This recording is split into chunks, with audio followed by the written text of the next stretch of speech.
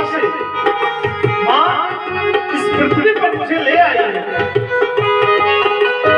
चौथे पन का हुआ सहारा माँ कयास लगाए, चौथे पन का हुआ सहारा माँ कयास लगाए।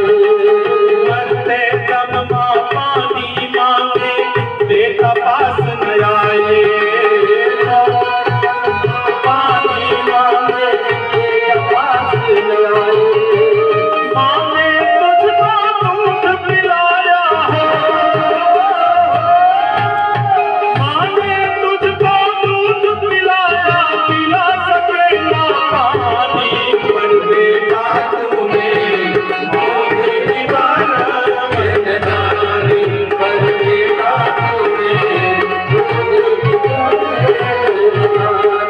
पर बेटा तूने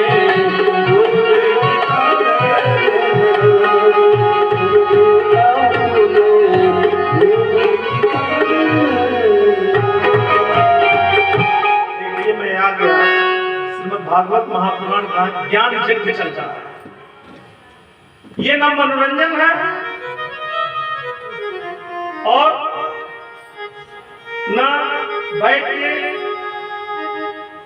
परमात्मा स्वरूप आनंद की अनुभूति करने का यह जगह और पवित्र प्रांगण है। श्रीमद् भागवत महापुराण में जब भगवान का प्रादुर्भाव होता है तो 8 श्लोक में सुखदेव जी ने 18वां अध्याय तक विरोध दिया जब नंद उत्सव प्रारंभ हुआ था। इसलिए उस दिन के बाद से कथा का थोड़ा सा रूप रेखा सबसे बड़ा सौभाग्य की बात है कि हमारी माता जी कथा सुन रही हैं। समय और परमात्मा जो कराते हैं कराते हैं, आदमी के वश की बात नहीं है। हम लोग सीधे कथा से जुड़े क्योंकि विलंब होगा। महाराज जी कथा कहेंगे, इसके बाद जो है आज ही पोथी पूजन होगा विधि विधान के साथ। आइए आप लोग जुड़िए महाराज जी से। प्रेम से बोलिए कंद भगवान की जय। बोलने में आप लोग कंजूसी करते हैं। अच्छा और धीरे से बोले, देखिए आप लोग कितने धीरे से बोल पाते हैं। बोल कृष्ण कन्हैया लाल की जय। अच्छा हम नहीं जानते थे कि रेवतीपुर वाले उल्टा ही काम करते हैं।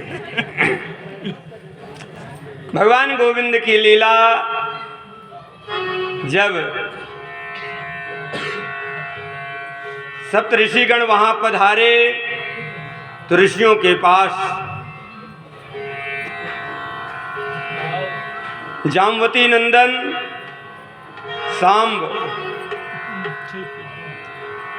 शाम्ब जी जाते हैं। बड़ा सुंदर स्वरूप था, एकदम स्त्री का रूप धारण कर लेते हैं, साड़ी ओड़ी पहन लेते हैं और पेट में एक मूसल रख लेते हैं छोटा सा और स्त्री की तरह घूंघट काट के पहुंचते हैं। तो बच्चे लोग मजा लेने के लिए साधु संतों का उपहास करने के लिए पूछते हैं, ये बाबा आप एक काम कीजिए, ये बताइए किसके कोख में बेटा है कि बेटी है। अब जितने साधु महात्मा साहब बड़े ध्यान से लगे आंख मूंद कर देखने क्या है, जब कुछ रहे तब न पता चले। ऐसे एक व्यक्ति किसी के दरवाजे पर जल बताने के लिए गया, पानी बिचारवाने के लिए एक व्यक्ति ने ब्राह्मण को बुलाया। पंडित जी आए जल बताने के लिए। तो स्त्रियां बड़ी चालाक होती हैं, क्या किया कि चोखा रख दिया, ऊपर से भात रख के महाराज सामने परसा। पंडित जी ने कहा कि ये सूखा रूखा परस रही हो, इसके साथ कुछ चाहिए ना खाने के लिए। स्त्री ने कहा जब भात के नीचे का आप चोखा नहीं देख पा रहे हैं तो धरती के नीचे पानी कहाँ से देख पाएंगे। ज़्यादा परीक्षा स्त्रियां लेती हैं। दुर्वासा जी उसी समाज में थे। दुर्वासा जी ने कहा इधर आओ, ये लोग नहीं बता पा रहे हैं, ये गणित मैं जानता हूँ, आओ मेरे पास मैं बताऊं इसके कोख में क्या है। दुर्वासा ने ध्यान देकर देखा, कहा इसके कोख में न बेटा होगा न बेटी होगा, इसके कोख में एक मूसल होगा और उसी मूसल से पूरे यदुवंश का विनाश हो जाएगा, मैं श्राप देता। साधु संतों का उपहास किया, परिणाम क्या हो गया? ऐसे हटाए तो ही मूसल निकला। मूसल को ले गए, रगड़ रगड़ के समाप्त करना चाहे। समुद्र के किनारे एक कांटेदार वृक्ष उत्पन्न हुआ, थोड़ा सा बच गया था, उसको फेंक देते हैं समुद्र में। शास्त्रकारों ने यहां तक लिखा कि पूरे यदुवंश का विनाश, जो कटीली और झाड़ियां उगी हुई थी, जो कांटेदार वृक्ष उगे हुए थे, उसी से सब एक दूसरे से लड़कर एक दूसरे के ऊपर प्रहार करके सभी लोग स्वर्गारोहण करते हैं। आगे चलकर अब कथा को विश्राम की ओर ले चलें, लेकिन महाराज जी ने कह दिया है कि 9 योगेश्वर आए हैं। 14 गुरुओं से शिक्षा दत्तात्रेय जी ने लिया है। अच्छे लोग बैठे हैं। शिक्षा के गुरु कई हो सकते हैं, लेकिन दीक्षा का गुरु एक होता है। जैसे प्राथमिक पाठशाला में आप शिक्षा लेते हैं और बढ़े तो वो भी गुरु कहे जाते हैं। उच्च प्राथमिक विद्यालय में गए तो उनसे शिक्षा लिए, वे भी गुरु कहे गए। उत्तर माध्यमिक विद्यालय में गए तो वे भी गुरु कहे गए। महाविद्यालय में गए तो वे भी गुरु कहे गए। शिक्षा के गुरु कई हो सकते हैं, लेकिन दीक्षा का गुरु एक होता है। इसलिए गुरु करे जान के, पानी पिए छान के। गुरु जानबूझ के कीजिए, खूब जांच पड़ताल लीजिए कहाँ पैदा। इसलिए हमारे गुरु परंपरा बताई गई है कि दादाजी ने किससे लिया, परदादा ने किससे लिया, गुरु परंपरा क्या है, इनके कुल खानदान का कैसा चरित्र चित्रण रहा। खूब जानबूझ कर तब गुरु मंत्र लीजिए, नहीं तो ऐसा न हो गुरु मंत्र लेने के बाद पछताना पड़े। गुरु अंत में जेल जाए और चेला फोटो ले जा गंगा जी विसर्जित करे। इसलिए सोच समझकर गुरु दीक्षा लेनी चाहिए। भगवान गोविंद की लीला, 9 योगेश्वर आए हैं। योगेश्वरों ने बड़ी सुंदर बात भगवान से कहा, इस शरीर से आप समस्त कार्य कीजिए। इस शरीर से आप सब काम कीजिए। बेटा के लिए खूब दुकान मकान बनाइए, स्त्री पुरुष के लिए सब काम कीजिए, समाज का सारा क्रियाकलाप कीजिए, शरीर से सब कीजिए। लेकिन जो कीजिए उसमें अपना मत जोड़िए। लेकिन हमारे समाज में समस्या जटिल। अभी कोई अच्छा काम कर दे, भी आप जा रहे हैं और गाड़ी बचा के आप निकाल लीजिए, तो कहीं बहुत बढ़िया ड्राइवर है, यू टर्न मारा, बच गए ना है तो एक्सीडेंट हो जाए। और जो एक्सीडेंट हो ये कहा बताई भगवान बिगाड़ दें। अच्छाई अपने ऊपर ले लेता है, बुराई परमात्मा के ऊपर दे देता है। योगेश्वर कहते हैं कि कायेन वाचा मन सेन्द्रियैर्वा बोध्यात्मना भानुगित स्वभावा करोमि यद्य सकलं परस्मै नारायणायेति समर्पयेत्। कायेन वाचा, इस शरीर से जो काम कीजिए, वाणी से जो काम कीजिए, मन से जो काम कीजिए,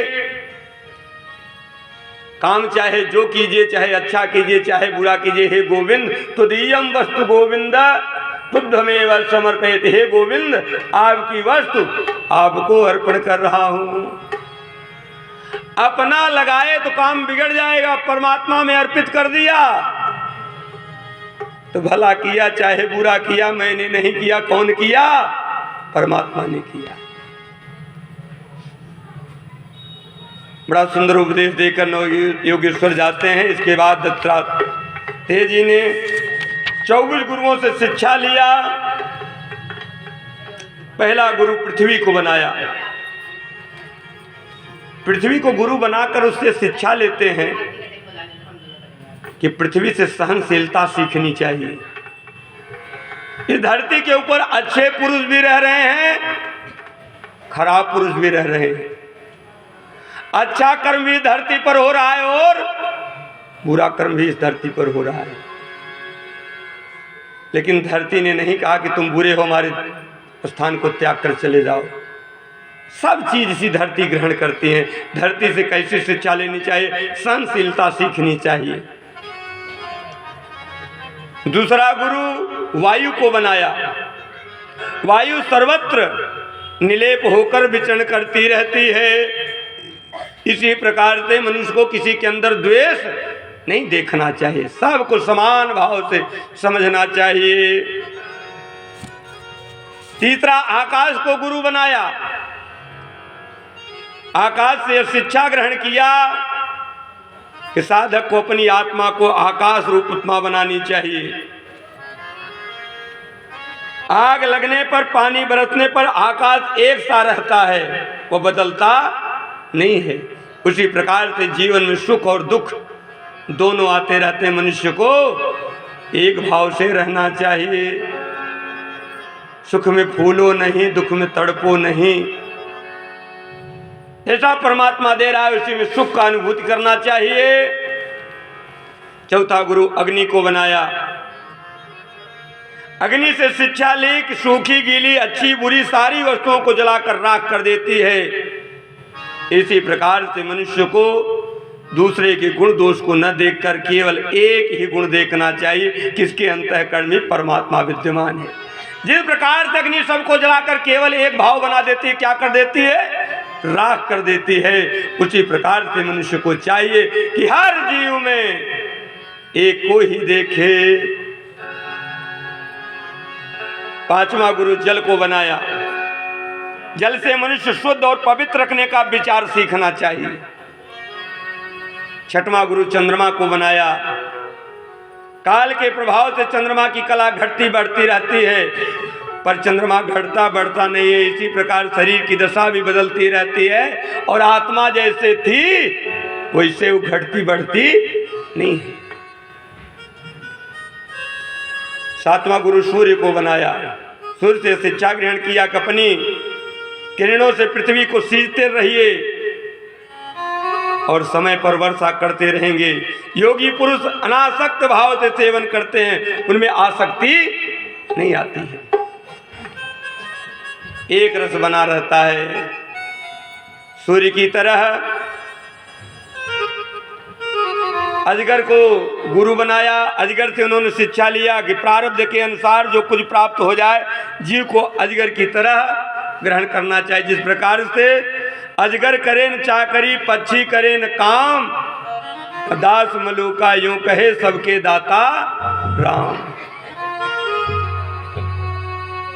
समुद्र को गुरु बनाया। समुद्र से शिक्षा ग्रहण किया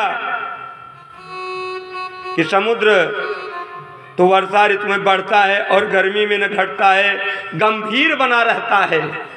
उसी प्रकार से मनुष्य को थोड़ा धन आ जाने के बाद अभिमान नहीं आ जाना चाहिए। समुद्र की तरह मनुष्य को जीवन यापन करना चाहिए। चाहे अधिक धन आ जाए फिर भी उसी सौम्य भाव से रहे, चाहे धन की कमी हो जाए फिर भी समुद्र की तरह सौम्य भाव से रहना चाहिए।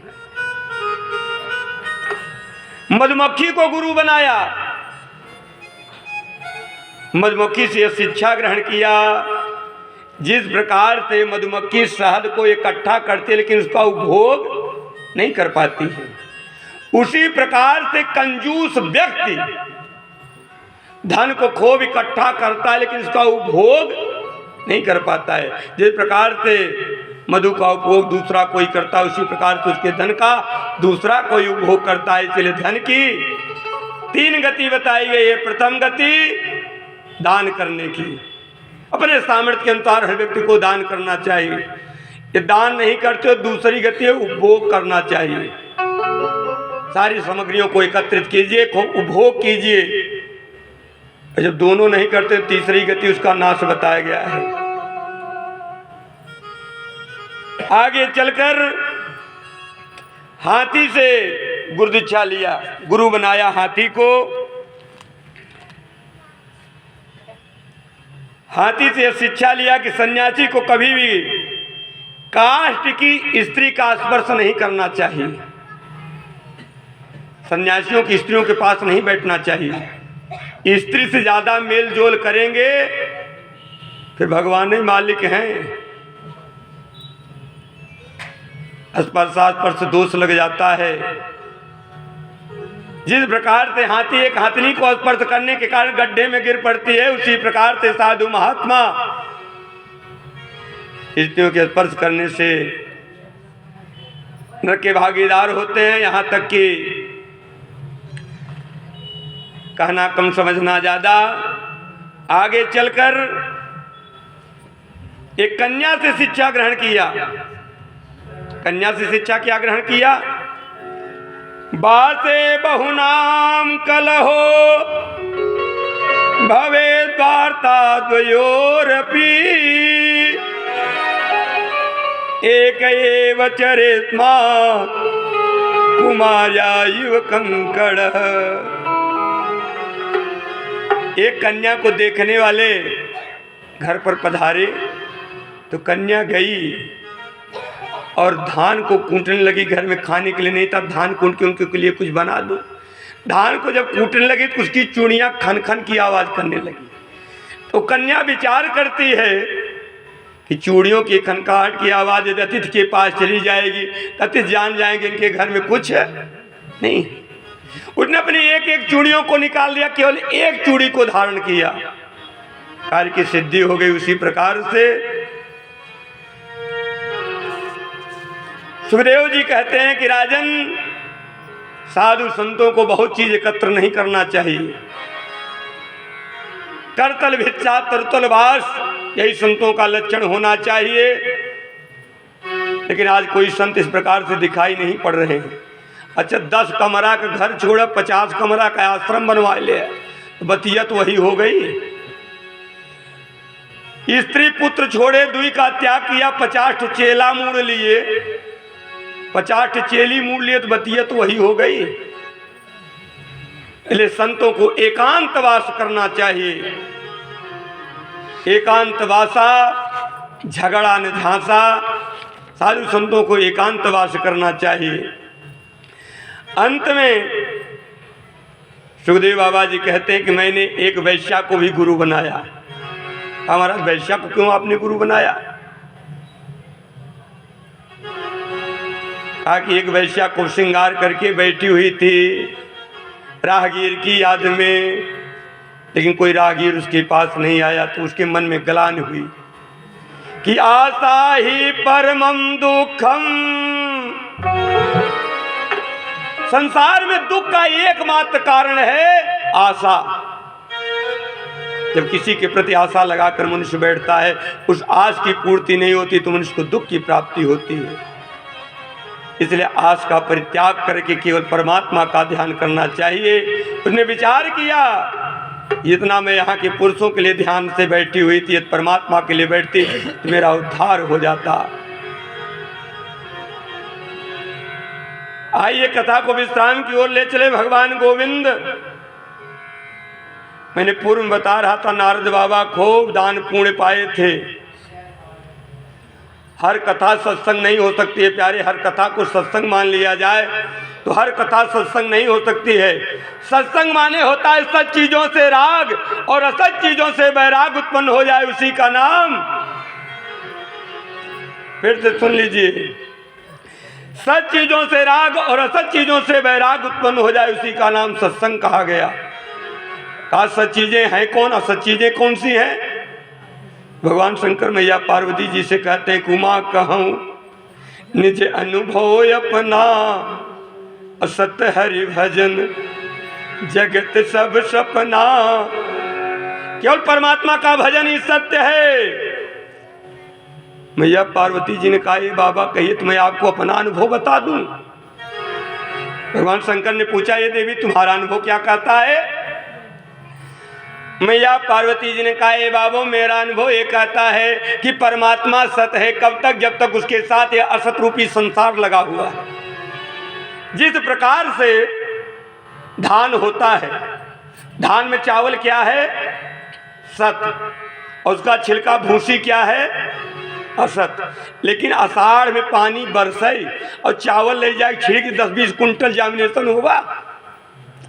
कहा चावल सत है कब तक?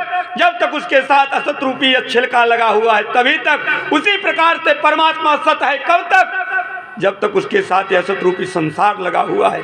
जिस दिन यह असत रूपी संसार नहीं होगा, कोई परमात्मा को जान नहीं पाएगा। इस असत रूपी संसार में भी आकर कुछ असत चीजों का मनुष्य को परित्याग करना चाहिए। वो असत चीजें हैं क्या? अच्छा, ईमानदारी से कलेजे पर हाथ रखकर एक प्रश्न का आप लोग उत्तर दे रहे हो त्रिपुर वाले। मान लिया आपने अपने बेटे को हाई स्कूल पढ़ाया, बीए कराया, एमए कराया, एलएलबी एलएलएम करा दिया।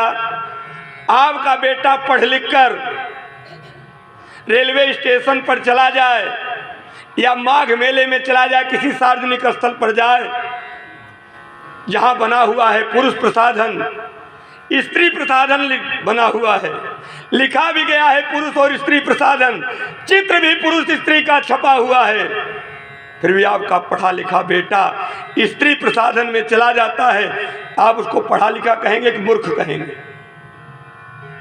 ईमानदारी से आप लोग बताइए। आपने उसको पढ़ाया है, लिखाया, high school inter BA MA करा दिया, आपका पढ़ा लिखा बेटा, लिखा भी हुआ है स्त्री प्रसाधन, चित्र भी स्त्री का छपा हुआ है, पुरुष और स्त्री दोनों का बना हुआ, लेकिन फिर भी आपका पढ़ा लिखा बेटा स्त्री प्रसाधन में चला जाता है, उसको पढ़ा लिखा मानेंगे, मूर्ख मानेंगे? मूर्ख मानेंगे कि नहीं मानेंगे? हम तो कहेंगे वो मूर्ख नहीं महामूर्ख है, जब लिखा हुआ है, पढ़ा लिखा होकर क्यों जाता है? अब ईमानदारी से अपने कलेजे पर हाथ रख कर रेवतीपुर वाले एक बात बताना, जिस पे लिखा हुआ है तंबाकू खाना सेहत के लिए हानिकारक है, इसको खाने के बाद कैंसर होता है, चित्र भी छपा हुआ है, फिर भी आप ठोक ठोक के खाए जा रहे हैं, तो आप पढ़े लिखे माने जाएंगे, मूर्ख माने जाएंगे? ईमानदारी से बताइएगा। कथाओं में बैठने के बाद मनुष्य जब ऐसी असत चीजों का परित्याग करता है, तब कथाएं सार्थक होती हैं। एक कान से कथा सुनिए, दूसरे कान से निकाल लीजिए, कथा सार्थक नहीं होगी। कथा तब सार्थक होती है जब कथाओं में बैठने के बाद मनुष्य ऐसी ऐसी चीजों का परित्याग करता है। बुरा जो देखन मैं चला, बुरा न मिले या कोई, जो दिल खो जाए आपनो मुझसे बुरा न कोई। बुराई तो हर व्यक्ति के अंदर विद्यमान है प्यारे, लेकिन कथा में बैठने के बाद एक बुराई का मनुष्य परित्याग करे। एक क्रियाकलाप आपको घर में करना है, क्या करना है? तुलसी की महिमा में बता रहा था, बात विषयांतर हो गई थी। जब नारद बाबा कन्हैया को मांग कर चले तो 16,108 रानियां रोने लगी। भगवान नारद ने कहा वो दान फलित नहीं होता जिसको देने के बाद में पछताना पड़े। अब जजमान बाद में पछताए कितना रुपया खर्चा कर दिया भागवत में, तो किया कराया सब व्यर्थ हो जाता है, इसलिए दान दे के पछताना नहीं चाहिए। कहा कि एक व्यक्ति दान देने वाला 16,107 जने रोइया, वो दान फलित नहीं होता है। रुक्मणी जी ने नारद जी से पूछा, एक बात बताइए महाराज, दान दी हुई वस्तु वापस होती है कि नहीं होती है? नारद जी ने कहा दान दी हुई वस्तु वापस होती है। कहा कैसे? कहा दान दी हुई वस्तु वापस तब होती है उसके बराबर धन दे दिया जाए तो वस्तु ले ली जा सकती है। कहा इसमें कौन सी बात है? सत्यभामा जी खिलखिलाई। कहा कन्हैया को एक पलड़े पर बैठा दिया जाए, दूसरे पलड़े पर द्वारिकापुरी का पूरा खजाना रख दिया गया, लेकिन पलड़ा टस से मस नहीं हुआ। परमात्मा की तौल हो रही है।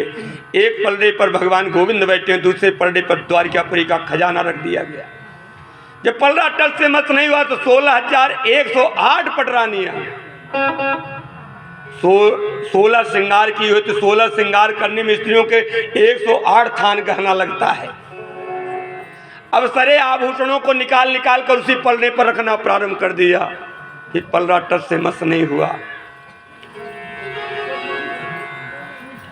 तब भगवान ने इशारा किया तो सब तो पागल हो ही गए हैं, रुक्मिणी तुम भी पागल हो गई हो, इन संसारिक वस्तुओं से मेरी तौल करना चाहती हो? भाव का भूखा हूं मैं, भाव ही बस सार है, अभाव से मुझको भजो तो भाव से बेड़ा पार है। कहा पत्रम पुष्पम फलम तोयम, मैं तो प्रेम पूर्वक कोई पत्र चढ़ा दे, केवल पत्रम लिखा इन्होंने सब पत्र ही चढ़ाई दे। पत्रम एक वचन है, एक पत्ता भगवान को प्रेम से चढ़ा दीजिए। पुष्पम, एक फूल चढ़ा दीजिए। इसी से भगवान प्रसन्न हो जाते हैं। तब गई हैं रुक्मणी जी, कहा सब खजाने में माल रखो। माल सब खजाने में रख दिया गया और गई और तुलसी का पत्ता तोड़ के ले आई हैं। और जैसे तुलसी का पत्ता पलड़े पर रखा, तुलसी का पलड़ा नीचे हो गया, भगवान गोविंद का पलड़ा ऊपर हो गया। तुलसी दल लेकर नारद बाबा गए हैं। 56 भोग 36 व्यंजन बिन तुलसी हरि एक न माना। परमात्मा का भोग बिना तुलसी के नहीं लगता है। अच्छे लोग बैठे, माताओं से मैं करबद्ध प्रार्थना करूं घर में भोजन बन जाए। तो सोमवार के शुक्रवार के दिन तुलसी दल तोड़ कर रखिए, भोजन बन जाए। एक तुलसी दल भोजन में डालकर ग्रहण कीजिए। भोजन को प्रसाद बुद्धि से ग्रहण कीजिए, परमात्मा को भोग लगा के ग्रहण कीजिए। परमात्मा का भोग लग जाए उसके बाद आप ग्रहण कीजिए, तो परिवार में किसी प्रकार का कलह नहीं होगा। परिवार में नाना प्रकार की सुख शांतियाँ आपको प्राप्त हुई होंगी। कथा तो मैंने विगत 6 दिवसों से आप लोगों को सुना रहा हूँ। जाने अनजाने में कथा कहने में उससे कोई बात भूल हो से निकल गई हो, जो अप्रिय आप लोगों को लगी हो, वो यहीं छोड़ दीजिएगा। क्योंकि श्रोता ऐसा चाहिए जैसा शुभ स्वभाव और सार सार को गही रहे, थोथा दे उड़ाए। जो बात अच्छी लगी हो अपने जीवन में उतारिएगा। जब अपने जीवन में आप उतारेंगे तो आपका भी कल्याण हो जाएगा और ये कथा भी पूर्ण हो जाएगी। प्रेम से बोले अन्नकंद भगवान की। अब आगे भागवत की पूजा करनी है। विश्राम कथा एक भजन भी महाराज जी सुनाएंगे। नाम संकीर्तनम यस्य सबसे मुझे उठाओ ये फिर मैं बुलवा दीजिए तो सबसे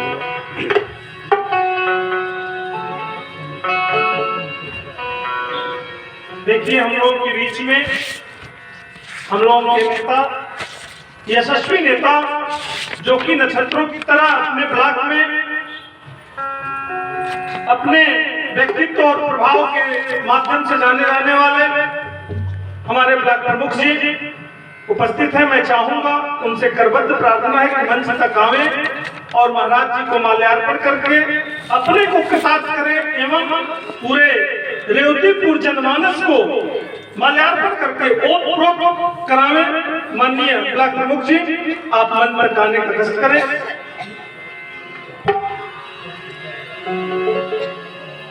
देखिए, ब्लॉक प्रमुख जी का माल्यार्पण के बाद हमरा भैया कलान की सोहर को गा देता कि हम कथा वाचिला सोहर ना गाई। तुलसीदास जी जो सोहर बोले वाला नहीं गा सकते हैं। और मैं सच बता दूं कि मैं यही गा रहा हूं।